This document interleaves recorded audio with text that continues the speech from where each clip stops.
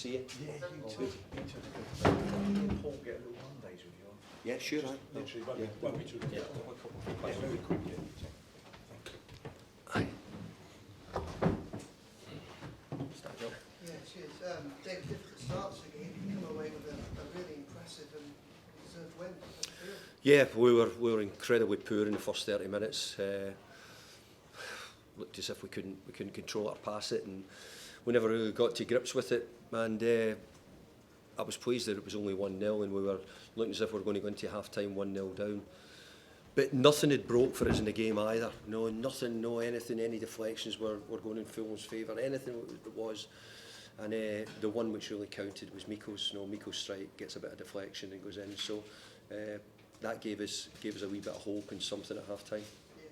Last week you went against you a goal out of nothing just before the break. This week it went for you. Yeah. How much did that change what you did at half-time? What you're saying to Nah, the it did hugely change my thoughts, because I was thinking I'm going to have to make some changes and see if I can alter the way the game was going at half-time. So it gave me a chance just to take a couple of breaths of air and have a look at things. And I'm glad we did, because I thought the team really showed themselves in the second half much better, much more like it. And obviously we got ourselves back into the game and got that victory. Charlie Alcaraz did really well to win the ball to win the corner for the equaliser. He did. Goals. Yeah, he did. How impressed were you with his performance? I was impressed with Charlie. I thought he's done a lot of good things. Wasn't so sure in the first half, for the best part of the first half, but you're right, he helped win the corner, which led to the goal, and he obviously made the pass for Beto as well, or the final pass for Beto for the third goal. So yeah, it was good, but I actually felt that the two substitutes came on and made a huge impact, both Ellie and Dwight, so really pleased for them. You spent months asking for better set-piece deliveries. You finally get a really got menacing corner. You get what you expect, don't you? Yeah, scored by Michael Keane. Absolutely. Yeah, who's probably had some difficult times, but I've got to say he played so well today. He was immense for us, and as you say, got the goal from the corner as well. So good on him. He's a great boy, great pro, sticks at his work, and showed his high level of professionalism by being ready for the game, because we had an injury to Jake and obviously about Tarky, so it meant that we were sort of looking a bit differently at the back. And just on Jake's, might have asked what the injury is. How does he I don't think it's that bad. He sort of rocked his knee a little bit, so we only found out about it on Friday, so it was a sort of late call, really.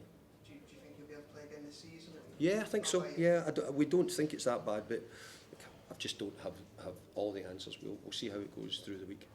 Just on the other changes you made to the starting lineup with the course, with tactical, sport. I decided to change. I thought that we had to come here at the start of the game and find a way of being sort of tough to beat, and it was good that we had people to come off the bench and help us. And that way was exceptional again. Sorry? And the away end was exceptional. Oh, the crowd again was great, but we've started to have a few wins on the road as well, so hopefully they're starting to enjoy their trips a little bit better. Thank you. Hi David, is that the kind of win that makes you excited about next season, because it's clear you've built foundations now that can be built upon? Look, I'm excited about next season anyway, because I want us to go to the new ground, and I want us to try and get results. And look, our results have been pretty good, but I'm not daft enough to think that you have to work for it. I wasn't hugely pleased with the performance in the first half, but generally the players have been so good. They really have. They've been terrific to work with. But the Premier League is so tight. No, I thought that Fulham could nearly take us out of sight for 20-30 minutes, but then, as it went on, we had a really strong period in the second half. So it just tells the Premier League, the games could swing very, very easily. There's a lot of teams very close in how they do it and what they do, and we were the ones who came out on top today. Just a word on Beto as well. I'm sure you've probably spoken about this, but when you watch him, sometimes you begin to think how he hasn't played under the previous regime. How good is he in terms of what he does for the team and being that focal point? Strikers are judged on goals, but there's more to his game than that. More to it. He's a great boy, I've got to say. He practices like you can't believe to try and get better, which when you've got that, then you've got something which is at least he's trying to get better. He's incredibly humble. He's very honest with himself. which gives a manager a great chance to try and improve you. So I have to say he's done great. I think they're saying he's got 8 Premier League goals. So I sort of said to him a couple of weeks ago, I said, look, you might try and get 10 if you think that he might have not really played that much and he's only really come on the scene in January. So if he could get another 2 between now and the end of the season, it wouldn't have to be a great run of games, goals for him in the sort of second half of the season.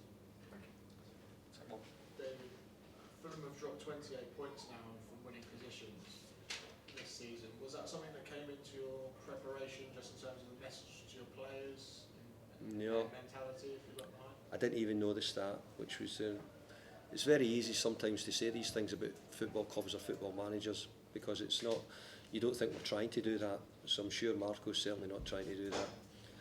It can just... Sometimes the games are going, as I said, we were 2-0 up last week, and we've lost it. We've been in front, I think, in 4 games this year by 2 goals, and teams have pegged us back. So I think it's the way the Premier League is. I really do.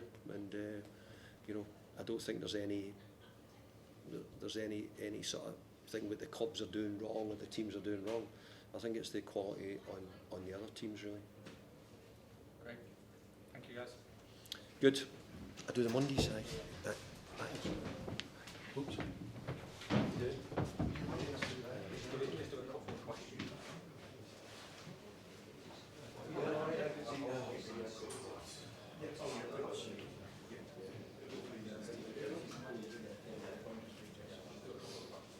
On AM, on DAB, via the talkSPORT app and on your smart speaker. talkSPORT.